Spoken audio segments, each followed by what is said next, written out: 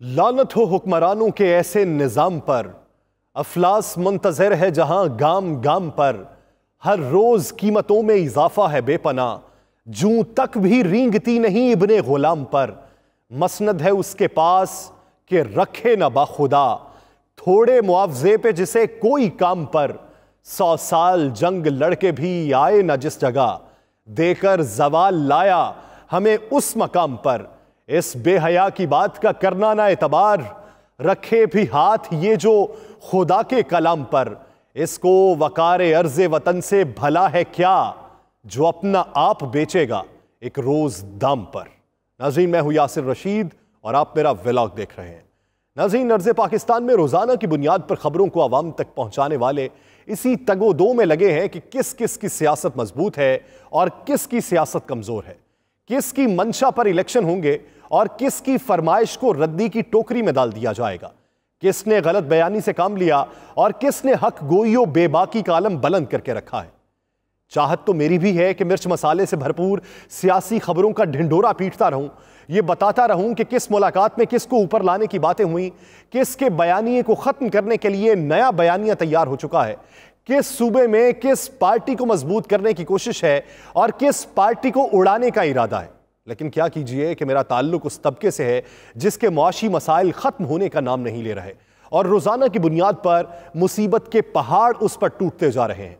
आज मुल्क कौम की शहजादी ने कहा है कि IMF से मुआहिदा जिसने किया था उसने आंखें बंद करके किया था।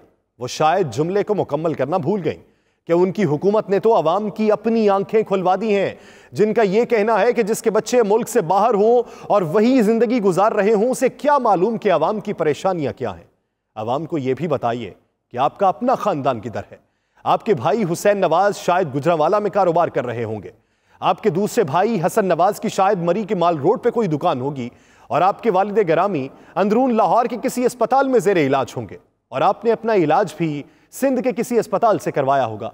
अगर कोई प्लस्तर टांग पर चढ़ाकर अपने घर में अवाम के हिसार में बैठा है तो कोई अपने प्लेटलेट्स गिरवाकर बरतानिया में जिंदगी गुजार रहा है। इस मुल्क के पाकिस्तान में जरदारियों के जर की चमक, शरीफों की शराफत के चर्चे, मौलानाओं के 73 की आइन के तनाजुर में गठजोड़, किसी के खानवादे की कहानियां और जिद्दोजहद की दास्तानें तो मशहूर मारूफ हैं, लेकिन क्या किसी जियाले, क्या किसी टाइगर या किसी शेर के हालात हाजरा को जांचने और परखने की तगोदो की है? क्या आपने किसी को देखा है? जबाबंदी करवाना, जबरो इस्तबदाद का कुलिया अपनाना तो बनती टूटती हुकूमतों के अशराफिया का बाएं हाथ का काम है, लेकिन ये जमहूरियत के रखवाले जमहूर के मुखालिफ हैं। ये हमें इस्तेमाल करते हैं और इक्तदार के बाद हमें टिश्यू पेपर की तरह रद्दी की टोकरी में फेंक देते हैं। ये हमारा इस्तेहसाल करते हैं और हमें उसी इस्तेहसाल को सियासी जिद्दोजहद मानने पर मजबूर किया जाता है। ये हमें नारे देते हैं और फिर उससे रूगर्दानी को मुखालिफ की साजिश करार दे देते हैं। ये गैर मुल्की मुआहिदे करते हैं तो हर आने और जाने वाली हुकूमत के लिए उसे दर्दे सर बना के चले जाते हैं। ये साबित करते हैं कि हम पर बनने वाले मुकदमे सियासी इंतकाम और मुखालिफ पर बनने वाले मुकदमे उसके अमाल के नताइज हैं। ये साबित करते हैं कि हमारे दौर में महंगाई कम और मुखालिफ के दौर में जिंदगी अजीरन थी। ये अपनी बदहाली को अवाम की आंखों का धोखा करार देते हैं। ये अपनी बदहाली को मुखालिफ की खराब पॉलिसीज करार देते हैं। ये अपनी बदहाली को आलमी मंडी की गैर मुस्तहकम सूरत हाल करार देते हैं और मुखालिफ दौर के रिलीफ को मुल्की मईशत से ज्यादती करार देते हैं। मुखालिफ दौर के रिलीफ को खजाने को होने वाला नुकसान करार देते हैं और उसे डंग टपाऊ पॉलिसी से तशबीह दिया जाता है। नाजरीन, पूछिए इस मुल्क के सब सियासतदानों से पूछिए कि आज के दिन सब्जी की कीमत क्या है। पूछिए इस अशराफिया से कि फल का भाव कितना है। पूछिए ये नाजो नाम से पलने वालों से जिनके कुत्ते भी एयर कंडीशंस गाड़ियों में सफर करते हैं कि अपने बच्चे के लिए एक खिलौना कितने में आता है। पूछिए उस ब्यूरोक्रेट से जिसका ड्राइवर 1 घंटा साहिब के इंतजार में गाड़ी को स्टार्ट करके खड़ा है कि जब वो आए तो मौसम के मुताबिक उन्हें गाड़ी के अंदाज का माहौल मुयस्सर हो सके। वो बताए कि रोजाना घर से दफ्तर जाने और आने के लिए एक शख्स का कितना पेट्रोल या खर्च आता है।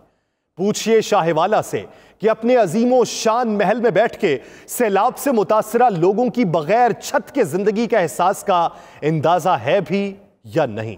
पूछिए उनसे जो दिन रात टीवी की स्क्रीन पर एक दूसरे पर इल्जामात लगाते, मुकदमे करवाते, जेलों में सहूलियात हासिल करते हैं। उन्हें पूछिए कि पाकिस्तान के 15 लाख से ज्यादा मुकदमात के फैसलों का सालों से इंतजार करने वाले मुद्दई और मुल्जिमान की कैफियत क्या है।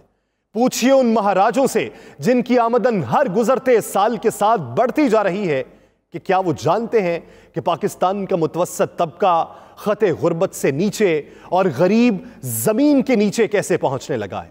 क्या कोई जवाबात हैं? ये अवाम पर मीसाके मईशत करके महसूलात का हदफ बढ़ाने का इरादा करने वाले अपना कितना हिस्सा डालने वाले हैं। ये दूसरों को किफायत शारी का दर्स देने वालों के अपने अखराजात माहानावार क्यों बढ़ते जा रहे हैं। ये बिलियन डॉलर्स के मुल्क के होने के बावजूद दूसरों को इमदाद देने का दर्स क्यों देते हैं। ये अपने बच्चों को प्यार मोहब्बत से पालने वालों को गरीब के बच्चे बिकते दिखाई नहीं देते। ये इंपोर्टेड वाटर पीने वालों को गंदगी उगलते नल दिखाई नहीं देते। ये देखो देखो कौन आया, आई आई एक पार्टी आई, कल भी कोई जिंदा था, आज भी शायद जिंदा है कि नारों में हम मर गए बर्बाद हो गए साहिब की फरियादें इन्हें सुनाई नहीं देती। इनके कान बंद हो चुके हैं, इनकी आंखें बंद हो चुकी हैं, इनके लब सिए जा चुके हैं। ये आपके हक में कोई बात नहीं करेंगे। अगर कोई बात करेंगे तो सिर्फ अपने मुखालिफ को दबाने के लिए, अगर कोई बात करेंगे तो सिर्फ अपनी सियासत को चमकाने के लिए। ये अदालतों के चक्कर भी काटेंगे, ये पार्लियामान की बेतौकीरी भी करेंगे, लेकिन तौकीर अगर बख्शेंगे तो सिर्फ अपनी जात को बख्शेंगे।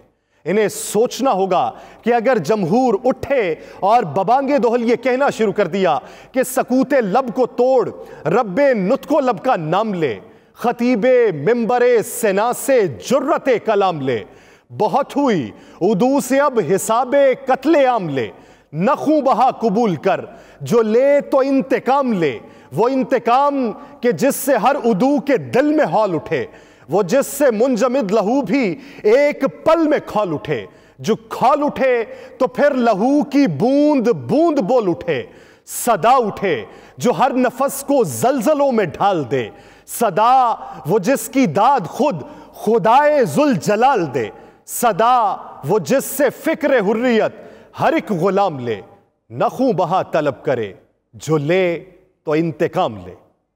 वो दिन जिसका सूरज ये करने लेके जमीन पे उतरा और जमहूर आपके मुखालिफ हो गए और आपकी अय्याशी को पाबंदे सलासिल करने की कोशिश की, आपके घरों को मुहासरे में लेना शुरू कर दिया, आपकी जिंदगी को अजीरन बनाने की कोशिश कर दी, तब आपको कैफियत का अंदाजा होगा। इससे पहले कि अवाम आपके मुखालिफ हो जाएं, आप अवाम के लिए कोई बेहतरी का रास्ता ढूंढिए। मुझे दीजिए इजाजत, अल्लाह ने के बाद।